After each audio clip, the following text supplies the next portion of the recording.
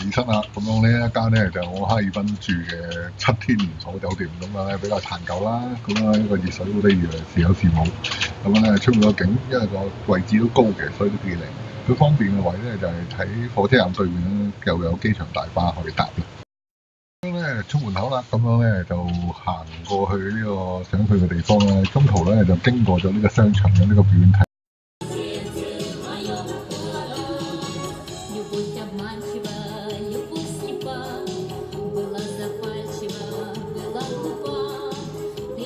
俾你聽，咁樣咧俄羅斯係冇俄羅斯娃娃，跟住咧睇完個表演，我哋就去咗個附近 food court 食3餸飯咯。咁樣咧呢一餐都幾豐富喎。咁樣咧哈爾濱嘅建築咧真係有啲特色嘅。咁跟住咧我哋去到咗景點啦。好啦，嚟到呢個偽滿洲哈爾濱警察廳嘅舊址，咁樣咧就去咪了解下咩嘅情況啊？咁樣咧。而家係開門嘅，咁所以咧就可以睇一睇個情況。係好堅嘅，咁樣咧佢真係當年咧用嚟審訊嘅地方嚟嘅，咁所以咧佢嗰個能量咧好強嘅。咁啊有個團友直情頂唔順啊，咁樣咧我哋睇完一陣咧，我哋就離開咗呢一個警察廳啦。咁我哋下一個景點咧就係呢一個太陽島啦。咁樣你可以搭纜車啦，咁樣咧呢架纜車咧就係80蚊往返嘅。咁樣咧我哋咧就冇搭，跟住咧就去咗搭船啦。搭咗呢架船咧就係10蚊嘅。咁樣咧其實有另外一個船嘅選擇咧就係35蚊。咁樣咧搭5-6分鐘咧就會過到去對面噶啦。咁樣咧沿途可以觀賞下呢個松花江啦。跟住咧我哋咧落咗車之後咧就行到去正門咧，買咗呢個觀光車嘅車飛咧，我哋上車啦。咁樣咧就第一站我哋去咗小食車區啦。咁樣咧周圍行下食下薯片，跟住咧就去太陽瀑啦。咁樣太陽瀑咧都係一個幾俾心機建造出嚟嘅一個景色嚟嘅。咁樣咧，然之後咧我哋咧就行呢個濕地咧，就去呢一個天鵝湖。咁天鵝湖咧就都好多天鵝喺度嘅。咁樣咧有黑有白啦，咁有人餵食啦。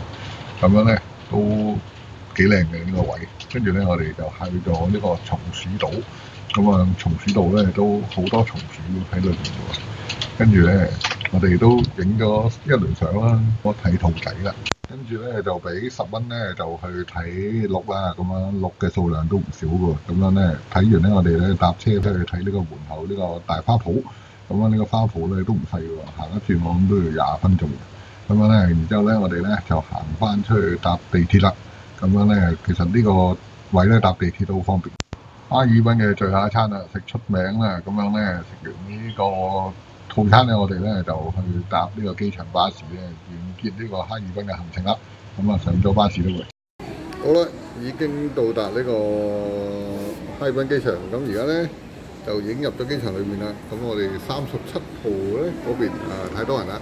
咁所以咧就坐咗喺呢一邊，咁樣咧免費充緊電，咁樣咧就而家準備去北京機場，咁樣咧就嗰邊嘅北京機場嘅香港嘅票咧都出埋㗎啦，咁應該咧都穩紮翻到香港啦。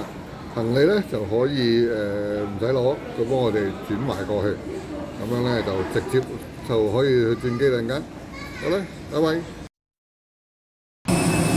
好啦。已經到北京機場啦，大興機場，咁樣咧就坐接駁巴士過去啊。咁樣而家咧就落機準備出發。好，咁樣咧就落咗飛機咧，就咧向呢一個轉國際航班嘅方向就出發。咁樣咧都行咗一段路啦，又唔知行去邊咧，咁都唔緊要啦，行下先咧。咁呢度有飲水機，有廁所啦。咁呢度要逗留到6點幾先可以再上機啦，應該嚇。咁所以而家咧咁個地方睇下有冇啲周圍騰下先，了解下國際航班係咩事先。好啦，咁樣咧就出咗嚟呢一個出邊，咁樣咧起碼有得食下煙先。咁但係咧就呢度咧啲鋪頭就閂晒啦。咁啲凳咧都可以隨便坐嘅，冇裏邊咁舒服。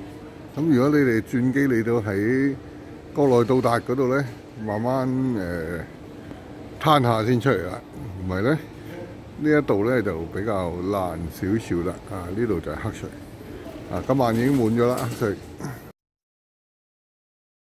咁樣咧，而家咧就去睇下呢個機場，仲有冇嘢開嘅先。呢間店咧就食下飲下嘢。而家係凌晨3點半，唔係食下午茶啊，真係凌晨嘅3點半。我哋今日嘅航班嘅編號係呢個 C2Z 去香港嗰個309啦。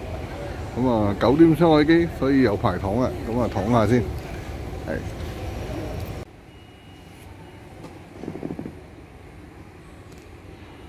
算係喺北京睇到日出啦啩，咁樣咧都過去瞓醒啦。好啦。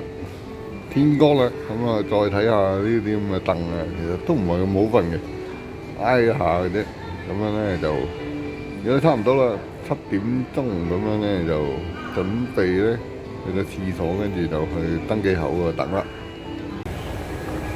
大興國際機場，而家去緊85，佢個面貌咧好特別嘅，設計好犀利嘅。咁樣咧，而家咧就去85嗰度等啦。機場裏面咧有個庭園喎，竟然咁咧可以出嚟行下，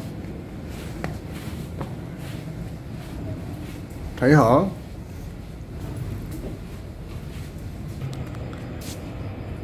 九龍城寨公園咧，呢個中式庭園咧最勁嘅地方咧，其實咧佢可以食煙嘅。咁樣咧，我哋食埋個麥當勞早餐咧，我哋咧就上飛機啦喎。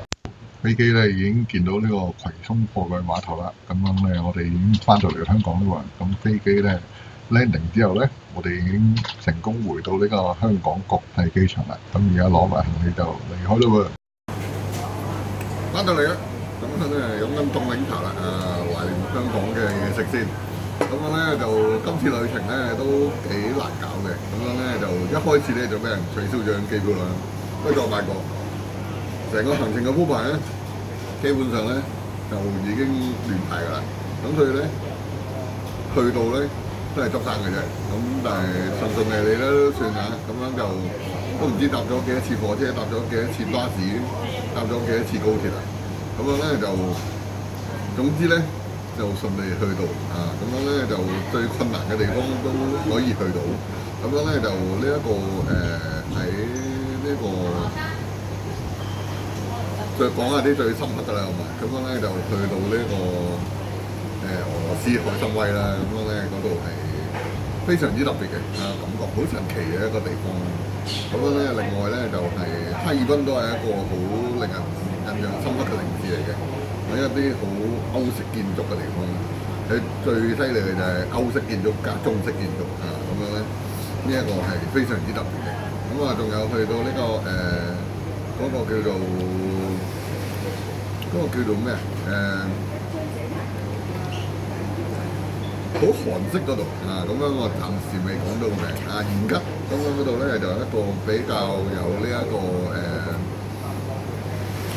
韓國朝鮮族嘅地方啊，食韓國嘢啊嗰度，咁樣咧全部都係韓文。呢3個地方比較印象深刻嘅。好，咁樣就係咁多啦。總之我安全翻嚟啦，拜拜。